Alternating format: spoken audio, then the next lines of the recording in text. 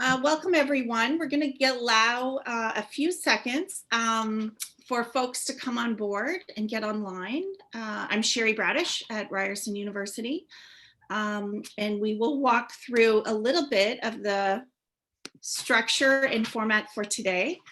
Thank you for joining us on this examination and conversation, most importantly, on Canadian sport tech and innovation. Where we are so thrilled to bring together, and I am personally, 5 outstanding leaders in the space in Canada and globally in the Canadian and global sport tech space, and all individuals who have been really a friend of me in this space and of the programs that we've been building at Ryerson to go along with this over the last 5 years. So we have an hour conversation, and we encourage you, I will be moderating the conversation, and then we also encourage you to use the chat function as you can for question and answer to the participants and the panelists in particular.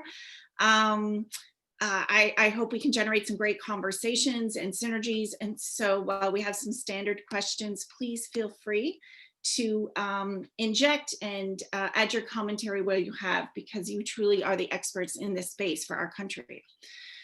So I'd like, just as I said, to welcome everyone in. We've hit the 4:05 point. And I'd like to thank the various entities, in particular the NBA Student Association, who has been doing some work in an interest in the Canadian sport tech space this term, both on their projects and some applied work. And so it was their ideation, along with some other pivots that we've been making, that we thought this was a great time after a roller coaster year to have this conversation.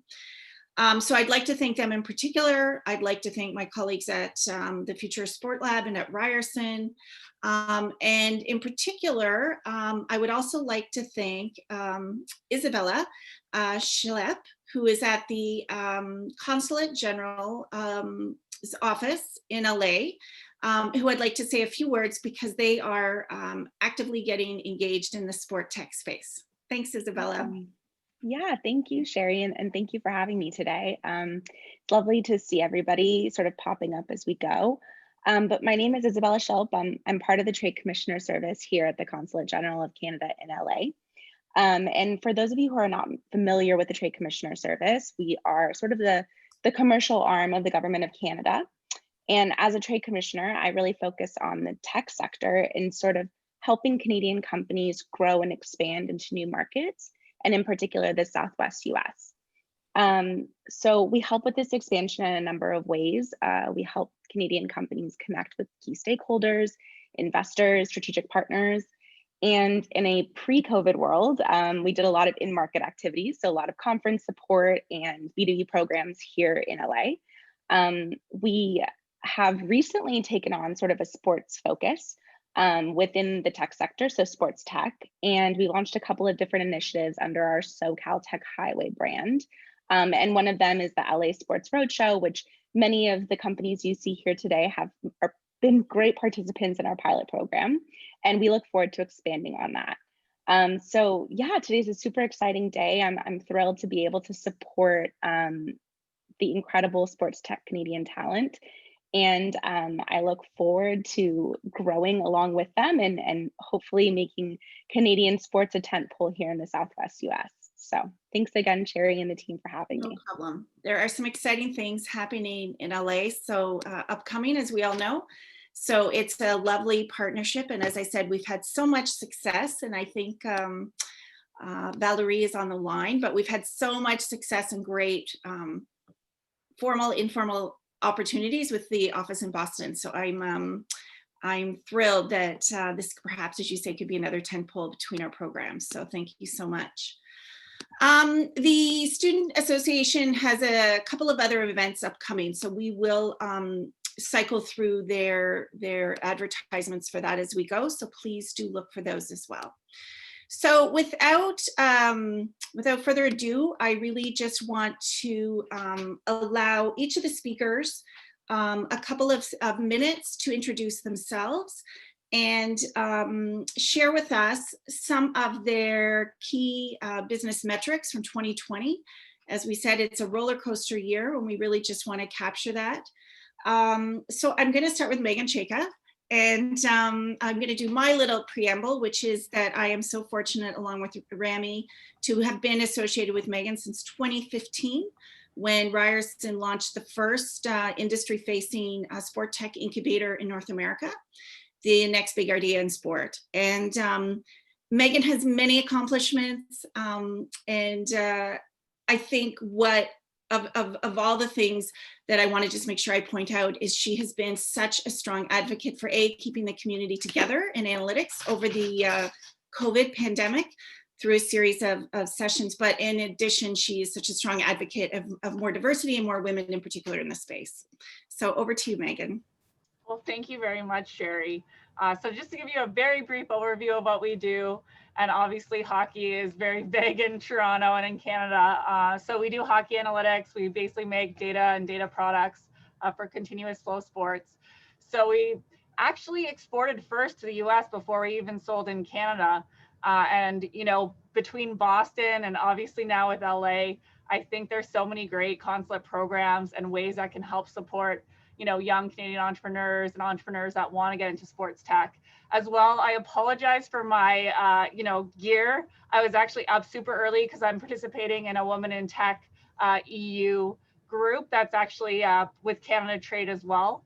So we're going to 5 different European countries every day this week. So there's so many great programs, and I think you never know who you're going to meet. As Cheri said, I met Rami 5 years ago, and here we are on the same panel. And I think that, you know, a rising tide helps all ships too. So, you know, take those type of programs and get involved in things. You never know who you're going to meet and who you're going to see, you know, half a decade around down the road. So thanks so much, Cheri, for doing this. And I'm really excited to hear, you know, I know it's very trying times and very different in business, but, you know, everyone on this panel is unique. And I think we've all found ways to pivot and be smart about how to, you know, get through these times. So looking forward to hearing from everyone.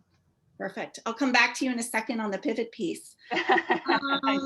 Next, I'd like to introduce Jacie, who's with the GIST. Jacie worked with us directly with the Future of Sport Lab in our first cohort, 2018 to 2019. After the Future of Sport Lab program, they went on and had done programs before, the Comcast Accelerator program, where they expanded to the States. And as I said in our pre-call, I'm just shocked that it was just a year ago we saw the numbers. I think it was 30 to 40 that we have in our records, and now you just hit, and it was in the Globe and Mail, the 100,000 subscriber mark. So thank you for joining us. We adore your whole founder team, your 2 colleagues as well. But a couple of points about yourself and your company, please. Yeah, sure. Hi, everyone. And thank you so much for having me, Cheri, as well. So yeah, I'm Jacie, one of 3 co-founders of The Gist.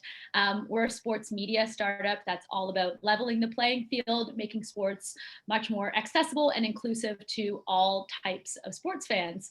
The premise really coming from, you know, the sports world still being unfortunately very male dominated and feeling like a boys club to a lot of female fans in particular. So we send out a twice weekly newsletter that gives you the gist of what's going on in the sports world under a 5-minute read, covers what's going on in men's professional sports, women's professional sports, all from a female voice and female perspective. And as Cheri's alluded to, we've seen pretty significant growth over the last 2 years since we launched. We just surpassed 100,000 gisters across North America. So we started off in Toronto, but have since expanded across the States as well.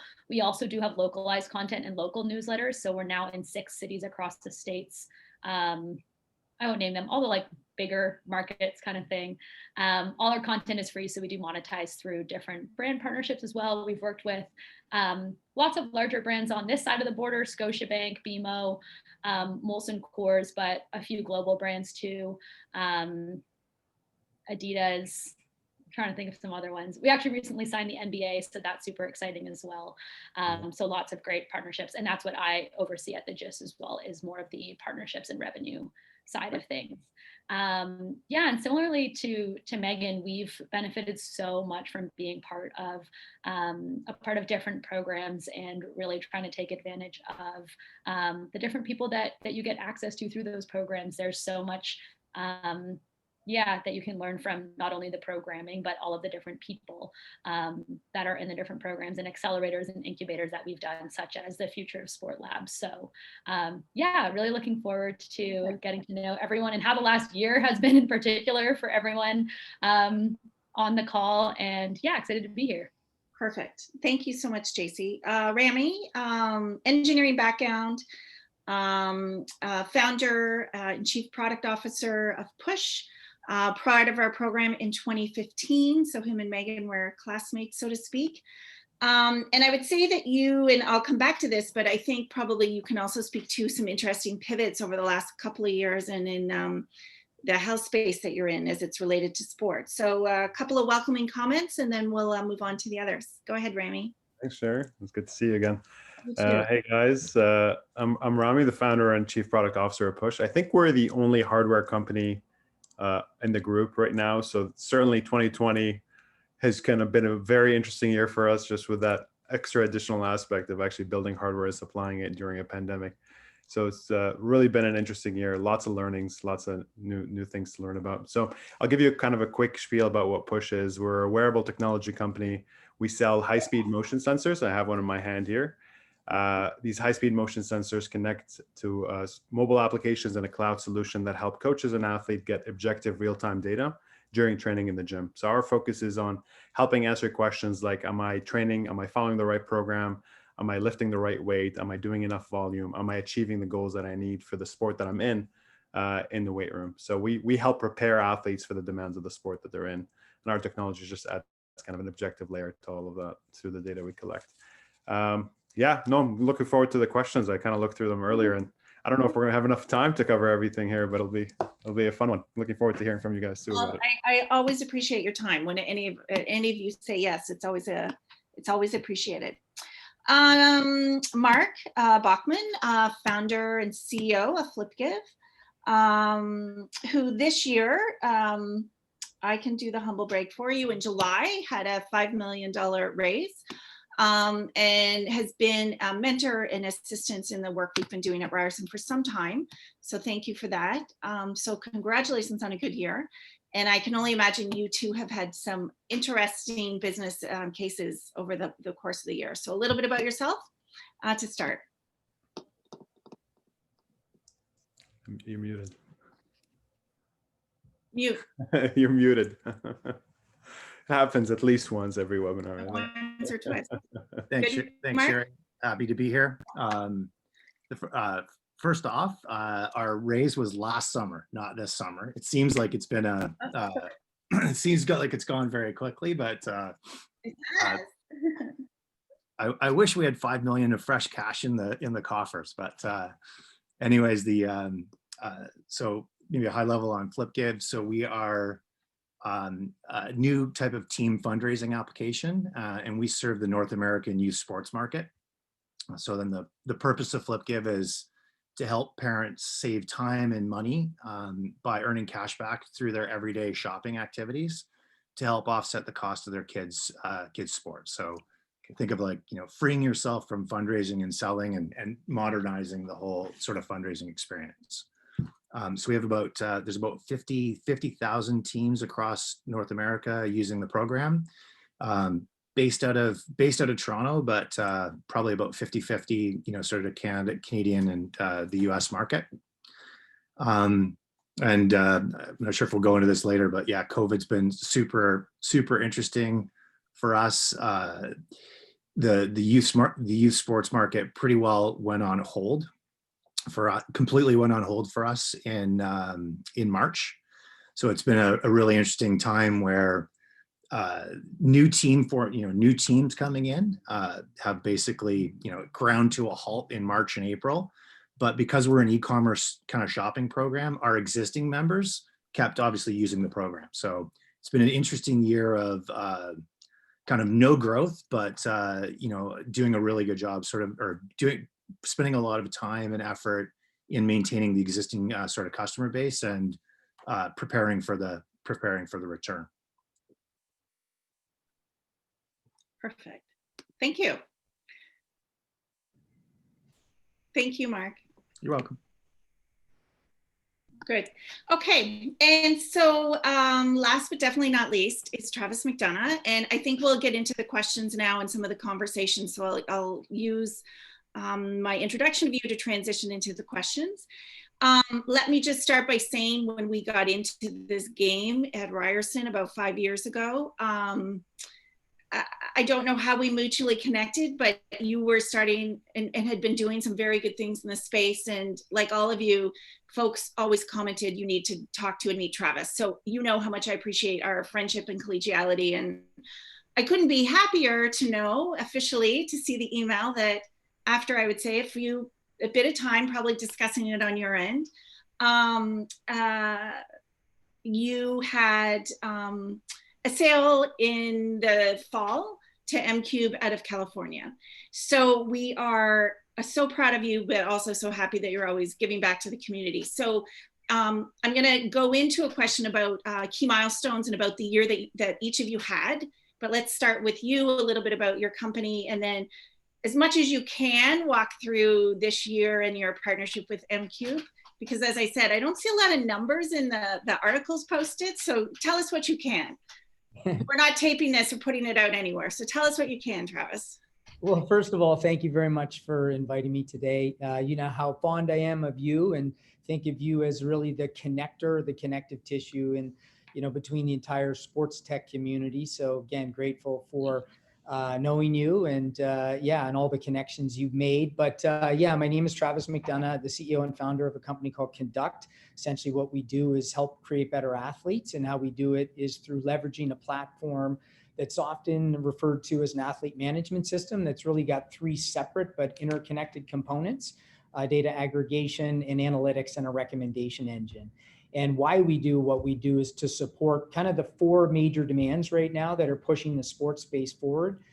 First, to create that stronger, faster, more efficient athlete. Second of all, to mitigate the soft tissue injury challenge in the market that's a major economic hemorrhage. Three, to identify talent. And four, to capture data for potential monetization. And those demands have led to this birth of a new industry around player tracking.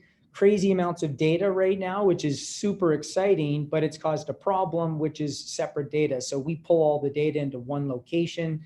Once it's there, through almost this complicated labyrinth of technical plumbing, artificial intelligence, and sports science, out the other side comes insights that improve decision-making that get better results.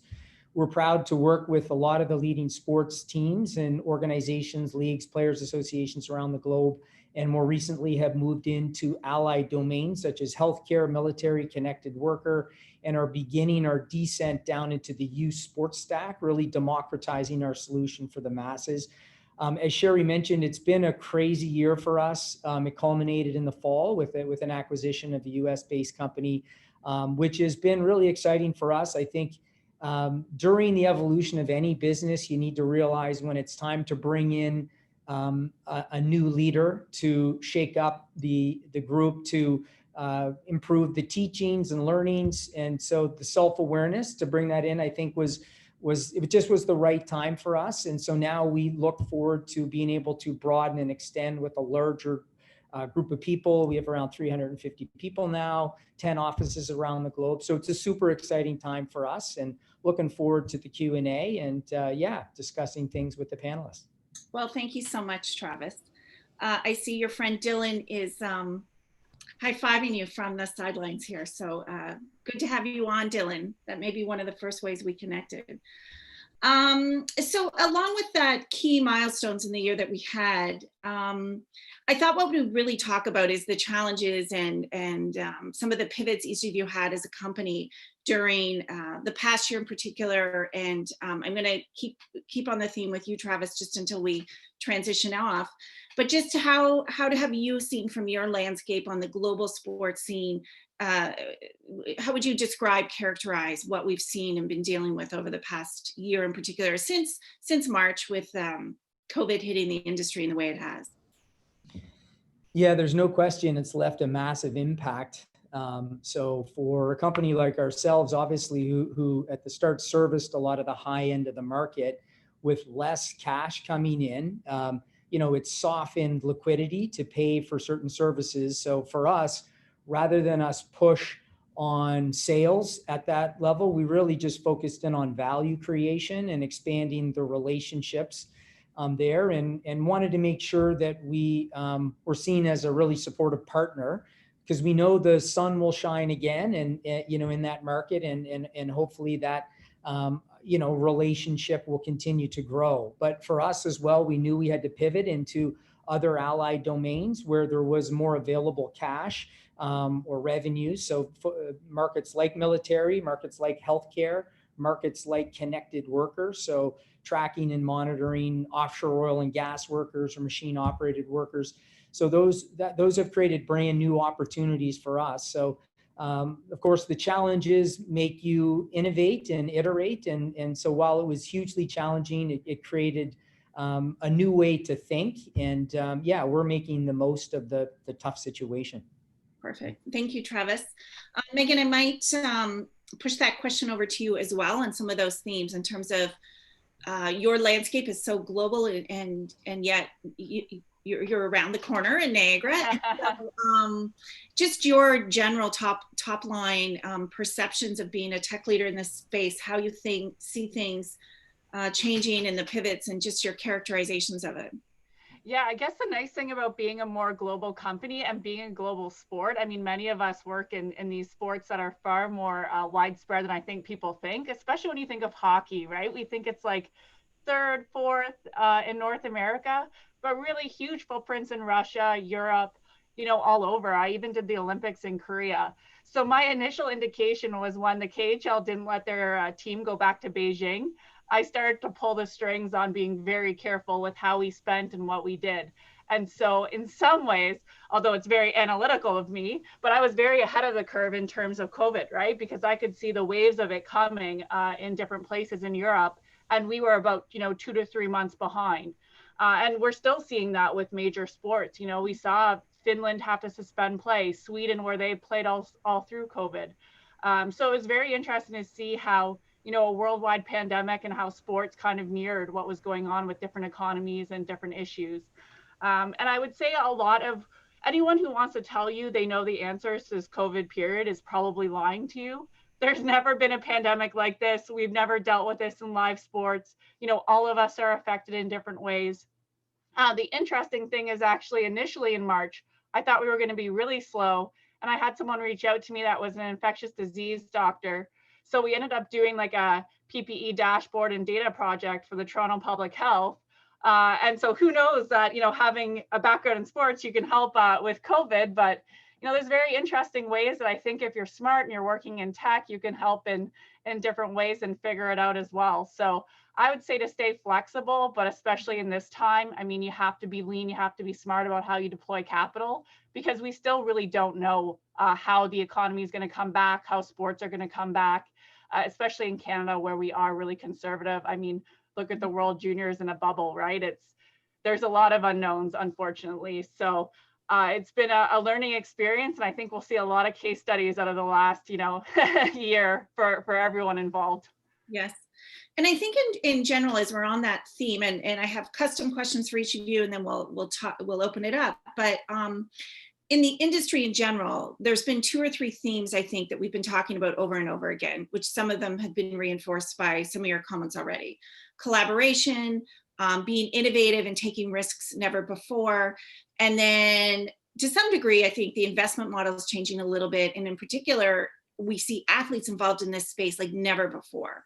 So I'm just curious for the variety of industry and collegiate participants, if you would just like to comment on some of those high level themes that you see, any of you, and then we can kind of go and look at some of your specific pivots again and more specifically.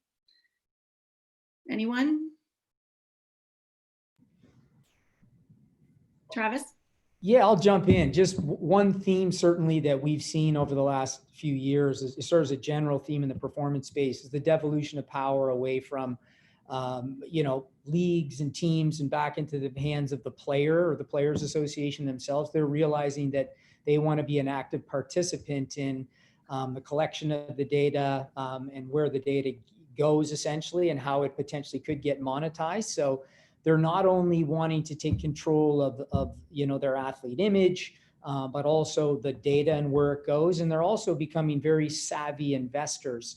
So very similar to the healthcare market where, you're seeing again, the push away from insurance companies and physicians and hospitals into the hands of patients. The exact same trend is happening in the world of sports. And that's very, very exciting. So I think there's a lot of interesting applications around the corner as far as performance data goes that's going to be athlete driven. Perfect. Thanks, Travis. Do you want to add to that, Mark? Yeah, just sort of building on just sort of the idea of kind of changing in trends. What one thing that we've kind of seen that's really interesting is just like there's just this massive demand, especially specifically in the youth sports space to get going again. And gameplay is totally different or non-existent. But if you think about sort of like the preseason activities, the amount of innovation and changing and flexibility that is going on like across every sport in every community, just trying to find a way to basically stay in the game. So if it's virtual coaching, like all kinds of virtual coaching, training, being pretty nimble to basically adjust with different restrictions that are going on all over the place. It's kind of been fascinating to us to kind of just see just how much demand is out there and how flexible and innovative everybody is becoming. So Mark, perhaps you can expand on that and talk about your space in particular. I know you have a partnership with the Aspen Institute, which is a thought leader in the space as well, which is interesting and it's timely right now in terms of capturing some of these trends. So for FlipGive in particular, would you like to speak? Can we talk a little bit more about some of the changes that you've seen, digging deeper on what you've just commented on and your pivots of 2020? Yeah, sure. So we've sort of, as mentioned earlier, like, youth sports basically ground to a halt in like March and April. But then what was interesting, it was kind of like, it was more like a dial, it wasn't a switch going on or off, but it was more like a dial kind of turning up, which started in, May, June, July, and it basically continued to increase. And because we serve lots of different markets, so different sports in different areas, there was all kinds of different sort of pockets of activity, particularly with like outdoor sort of youth sports. Like they're going out of their way to find a safe way to basically continue to play the game. And, whether it's, lacrosse or soccer or baseball outside, super adaptable and super flexible. So they weren't back to like 100% activity, but you think about, getting back to like 40 or 50% activity, that kind of happened across the board. And what we saw in actually kind of started in about mid-August, especially as the southern US states kind of they start school earlier. So, as soon as kind of back to school started again, that was like a signal. And we just saw like just a huge curve basically going up on new teams basically forming and getting organized. So we were a little lucky we kind of caught the virtual wave. So like FlipGive is really kind of a virtual, it's a virtual fundraising program and it's related to e-commerce shopping. So we had some tailwinds on that front, which was good. So, ton of demand, kind of a theme in planning the business. It's been a bit of a roller coaster, like trying to balance playing offense and defense. You're trying to be defensive, planning for the worst, making sure you've got everything kind of, you've got the worst case scenario shored up, but at the same time, there's a bunch of great opportunities happening as well. So it's been a bit of a seesaw kind of mental battle over the year. Which is very much the themes that we know other folks are talking about. So I perhaps maybe to Jacie, you can just quickly share with us on the GIST side how you've pivoted. You talked on the pre-call about the plans with the more North American expansion and just how as a company you've navigated the marketplace during this year. And then I think and it's a personal interest of mine, but yet at a time when the women's market has thrived, and the discussion about the business of women's sport is front and center in a way it's never been before. So I'm just curious if you can speak to those perspectives. Yeah, totally. Yes, when everything kind of happened back in March and April and all leagues were paused, we definitely were thrown for a loop. Never expected there to be literally no professional sports going on to talk about. But yeah, I think, and we were definitely severely impacted. Like this past year was poised to be a year for really tremendous growth for us. So we had to kind of dial back on a lot of our growth targets, revenue targets, all of that kind of thing. We actually had several employees that were about to start in April that we were like about to hit send on several contracts to, that we had to rejig completely. So it was definitely, yeah, it was a tricky kind of like Q1, Q2 for sure. But I think we were in a very fortunate position, all things considered too, from a kind of fan engagement standpoint and being on the media side. You know, we don't cover each game and every single thing that's going on. We definitely are more in the space of those like high level storylines. And there was a lot of still kind of drama and everything surrounding the sports world as it was relating to COVID that was happening, even though sports were on pause. So we actually found that engagement remained really high amongst our subscribers, which we were very fortunate to see. So it, and kind of looking back at the year, what we found is that we ended up having to shift a lot of those milestones out slightly, but we were still able to hit a lot of those targets, which again, we were in a very fortunate position, had some cash, had kind of finished our raise at the beginning of the year to be able to do that. So we still were able to bring on those hires. We were still able to expand to, I think it was New York, LA, Chicago, Washington, DC were all markets that we were planning to expand to throughout April, May, June, that we kind of had to shift out a few months, but we're still able to do so.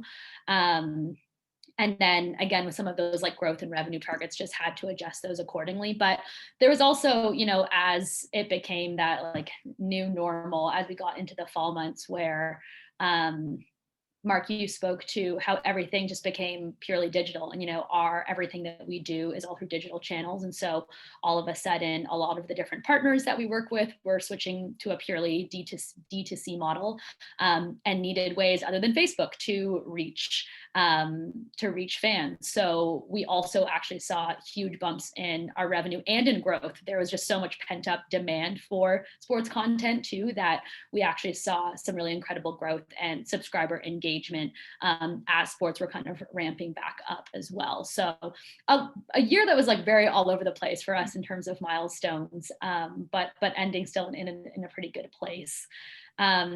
And then, yeah, I think obviously outside of the global pandemic, there's also an incredible social movement that's happened over the past few months that I think has provided more emphasis on just, you know, other communities and groups that need to be better represented, and that spanned different industries and different disadvantaged groups too. So, and as a part of that, you know, a renewed focus on diversity and inclusivity and accessibility, which are all areas that we play in. So that was kind of, and has been really interesting to see too, how it's become, whether that's a focus specifically on women in sport or just some of those communities within the sports world has been really cool to see, and how there are a lot more brands and those in decision-making and kind of powerful positions that are investing in that space as well, which we're very fortunate to also be a part of and seeing the effects of too. So yeah, it's been an interesting year for sure. A lot of ups and downs, but very hopeful going into 2021. Perfect. So if we could, and I think it's serendipitous timing because the Consulate General of LA and Boston is always worked with us. One of the questions that I get from future entrepreneurs or from our entrepreneurship community, the ecosystem community, is, do we have a unique Canadian sport tech advantage in any way or disadvantage? And in what way has it benefited you to be a Canadian during the pandemic, and whether it be from support programs or just any commentaries or reflection about your being a member of the Canadian sport tech community. And as I said, it's come up in different means and conversations, and we know Toronto has just been identified and Canada is a great place for entrepreneurs during this time. So just any color or flavor you'd like to add to the context of the Canadian sport ecosystem would be great. Travis, would you like to start? Yeah, sure. No, just want to say that it's been inspiring to see how the Canadian Sports Tech Group has come together, and many of the folks on the panel I've derived lots of insights and knowledge from throughout the years. Rami and I have spent plenty of days down chasing deals in Silicon Valley and all over the globe together. But I think, yeah, more than ever, through programs like the Future of Sports Lab and through other entities, there's the opportunity to tap into experience and knowledge from like-minded innovators. I don't think that was necessarily there pre some of these programs set up. So I think there's been the mobilization of lots of different folks, and I think we're starting to potentiate the findings as a result of all that. So I think it's a very interesting time. I can speak also from a Nova Scotia perspective. Nova Scotia themselves have done some unique things, and we're starting to see an outpoaching of new sports tech right here in our own backyard in Nova Scotia, which is tremendous to see. So we're excited also to see what that will bring. But I've never been as excited as I have been, than right now. So yeah, interesting days ahead for sure. Perfect. Rami, do you want to make a couple comments about the Canadian sport tech community to follow up on Travis's point and for the variety of participants on the call? Yeah, well, it's amazing. I remember one time talking to an American strength coach, I think it was Colorado State or something. He said, what is it about Canadians and sports tech? I think for the population size that we have, we definitely punch way above our weight. All the way from Vancouver to Halifax, we've got some incredible, top tier sports technology companies coming out of here. So I'm not sure why, to be honest, but but it's really fascinating to see, and it's been really incredible. I think this year, just being in Canada, and we've had some really amazing advantages, I think, to some other countries. We have the good fortune of actually making our hardware in Canada as well. We make our product in Burlington, Ontario through a Canadian contract manufacturer. Most of our supply chain is Canadian. We make our plastics in Quebec. So we're truly made in Canada product from hardware to software. And, thankfully for, I think, our government's management of this crisis, we've actually been able to get back up and running pretty quickly. We had sound strategy all the way from top to bottom, and we were able to get our supply chain back up and running and fulfill orders pretty quickly, which, talking to other companies I've heard about in Australia and other places, actually wasn't that smooth, especially if you were working with China and dealing with some of the challenges of shipping across the ocean when all the freights and the airliners were busy shipping masks back and forth. It was a real challenge for some of the other companies that have pushed that out. So no, I felt incredibly fortunate to be here. Internet infrastructure, we already we're a hybrid work from home model at Push. We already had that in place. So it was very easy for us to transition to a full-time remote work experience. We do miss our usual startup hangouts, our pizza nights every month, and our smash nights and all the kinds of things and socials that we used to do here in Toronto. But we're managing as a team pretty well, I would say, considering pandemic. Perfect. Thank you. And maybe just to round out that question, Meghan, given that you do so much work globally and on behalf of the Canadian sport tech space, just some of your perspectives on our uniquely Canadian or not uniquely Canadian sport tech space, because, and I'll just share an anecdote, and John Levy from The Score often says, we don't define ourselves as a Canadian sport tech company. I'm a global sport tech company. So, and that there's reasons for that strategically too, but just your perspectives and what you share in your meetings, et cetera. Yeah, I mean, I'd even take that a lot farther. I'd say Toronto is one of the best places in the world to start any tech company. I mean, we're a leader in AI. We have, the Creative Destruction Lab that's now in like 10 countries and different universities. We are constantly trying to find different ways to fund not only startup, but scale up companies. Our government has great programs. Like I said, I was in the EU today. Imagine that during a pandemic. So I think, we're very good too with attracting engineers, and not just engineers, but I think the University of Waterloo for many years took the most, had the most interns go to IBM. So we have some of the best university programs to support any tech companies. And if you ask anyone, the biggest issue when you're scaling is recruitment. So there's no better place to be than having Ryerson, U of T, Waterloo, McMaster, all of these great departments, people like you, Cheri, that are industry leading experts that we can not only rely on, but we can help teach our employees eventually in the future. So if you're looking at internships or to start your own company, use these resources.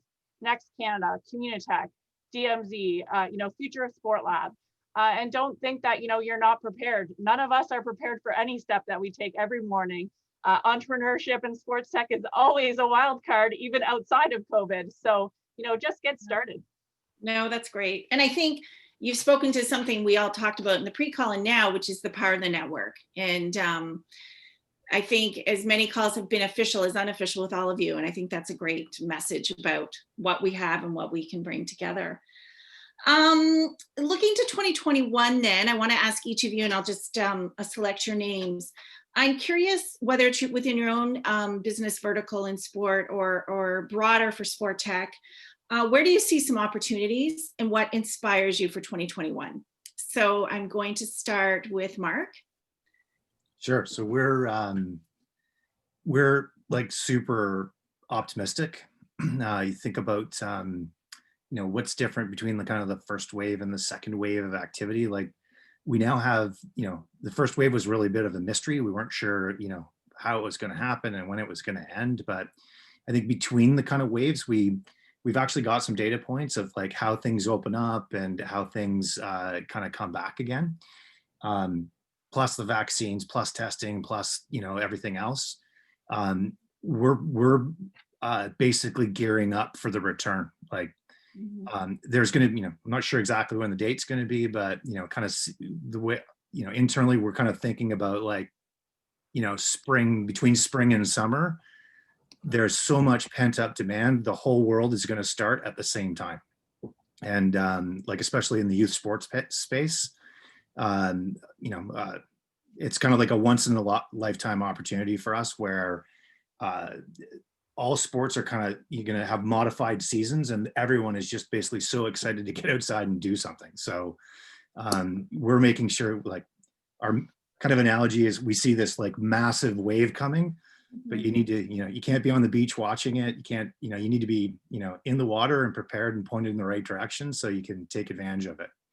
Perfect. Thank you. Jacie, one or two of your opportunities for 2021 and then something that can inspire you for next year interlaid in there as well.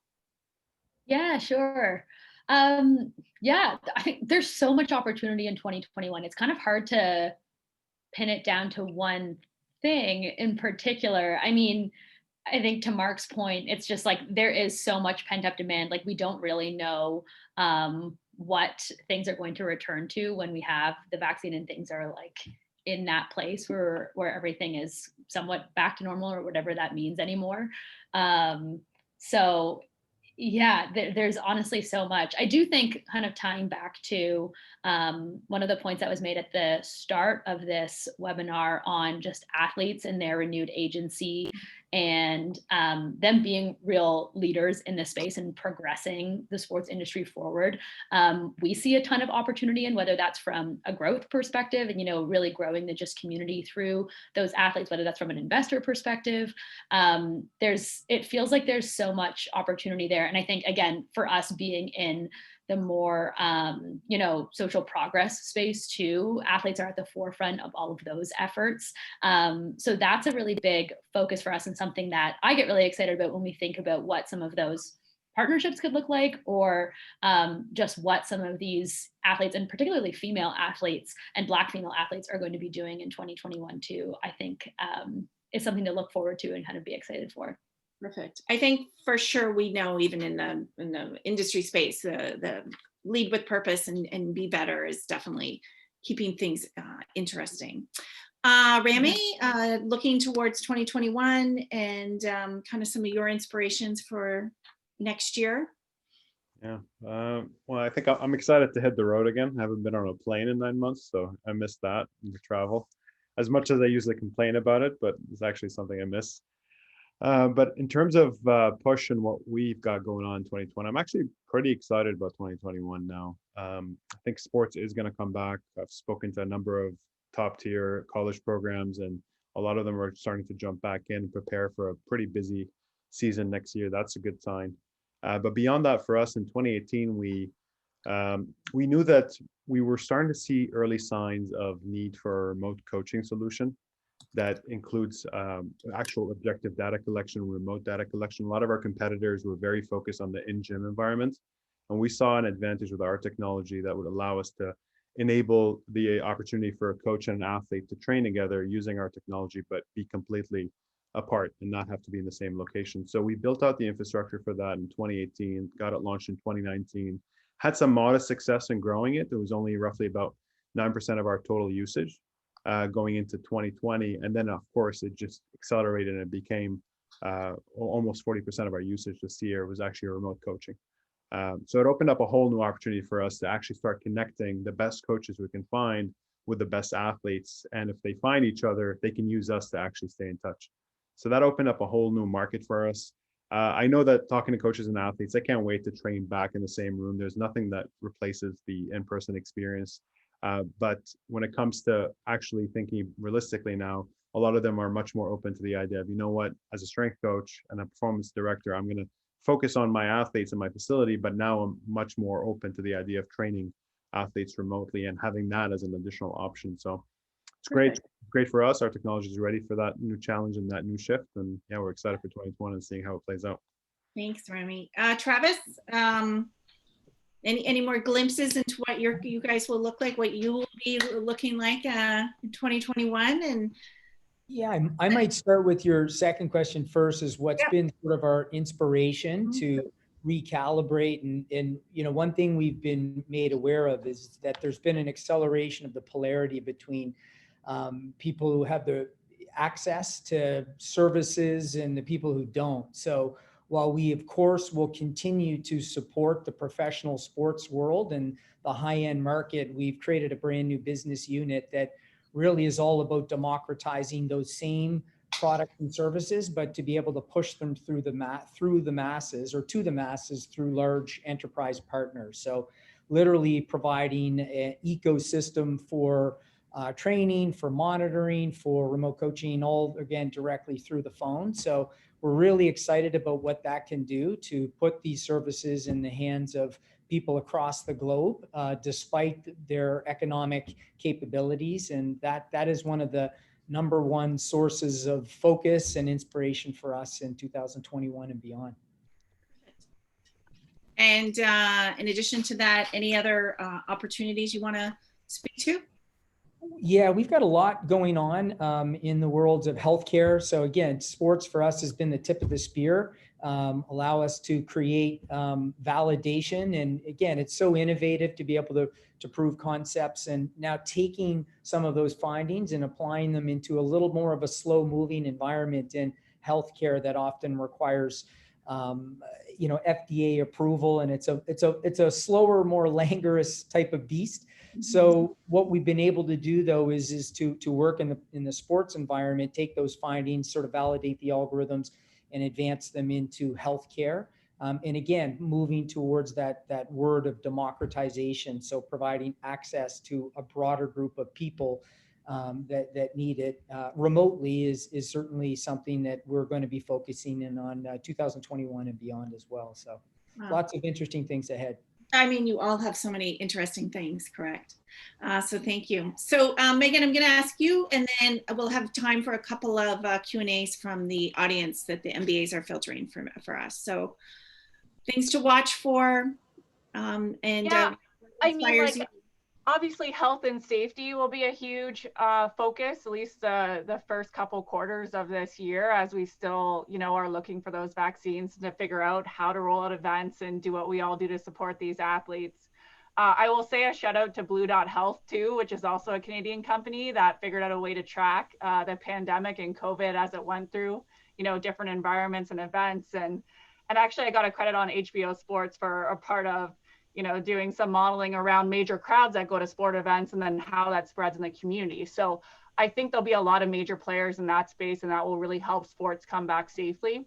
I also think, you know, we have to be careful to not have some knee-jerk reactions on things that will last. I think once things open up, you know, we're not going to be wanting to sit on our couches all the time. With that said, I think some industries will be changed forever.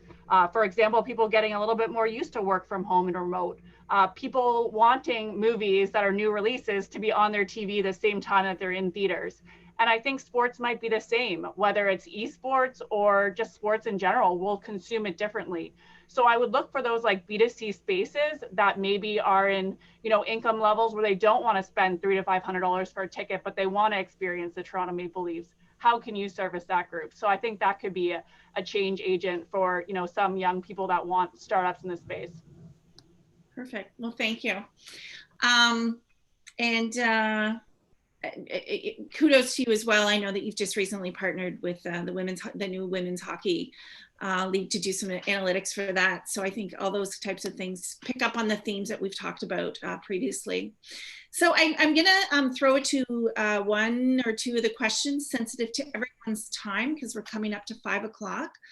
I'm going to pull from Scott McIntosh, who many of you know as a colleague and friend in this space. And Scott has two questions that to me really speak to how have you seen partnerships and clients change in the space.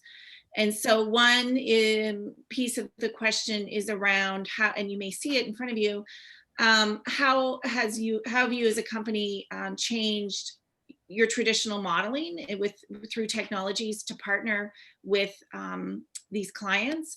And then two, he asks a related question. I would categorize it as related to of how has funding changed in the last year.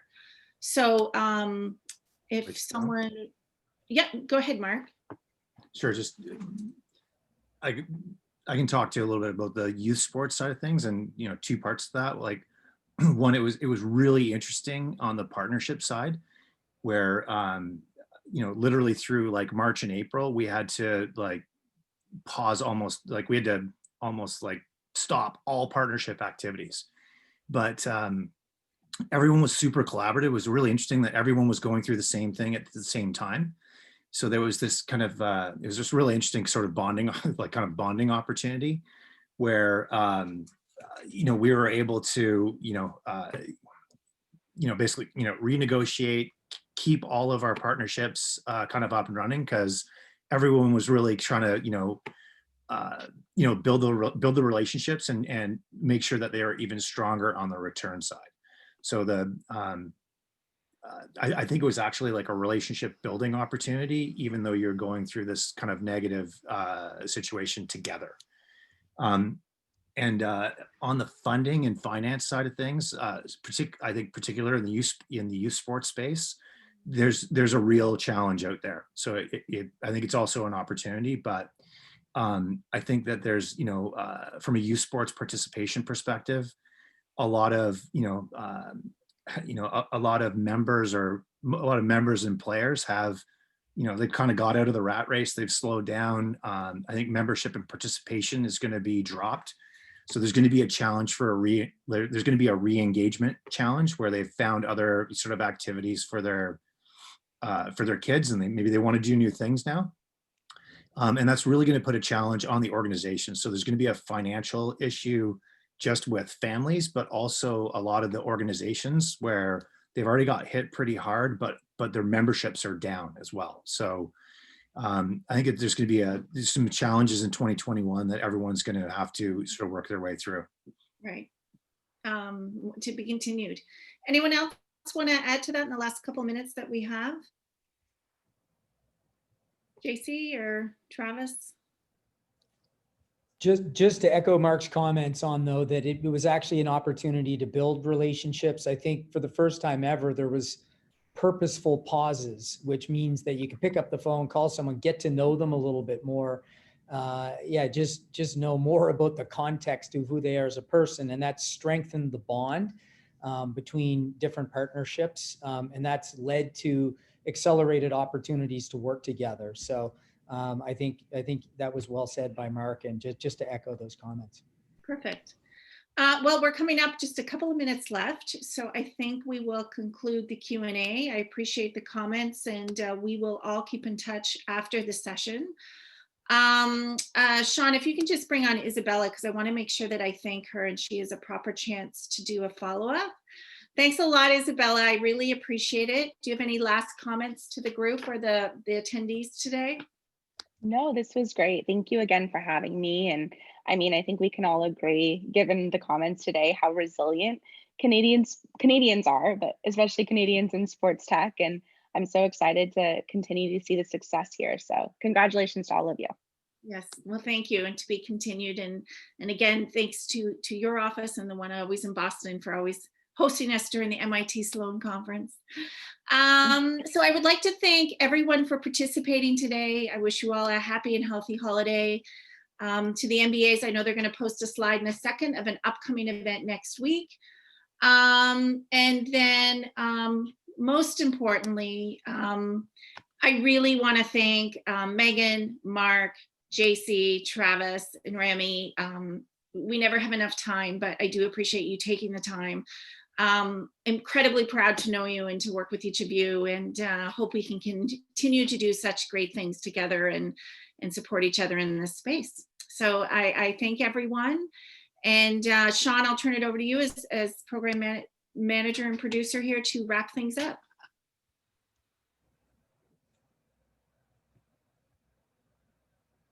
Sean? Okay, I'll do it for him. So thanks again so much for participating, and thank you so much to all our supporters in today's initiative. Have a great holiday, everybody. Talk soon. Take care. Bye. Thanks so much. Thanks a Bye. lot, everybody. Thanks, Isabella.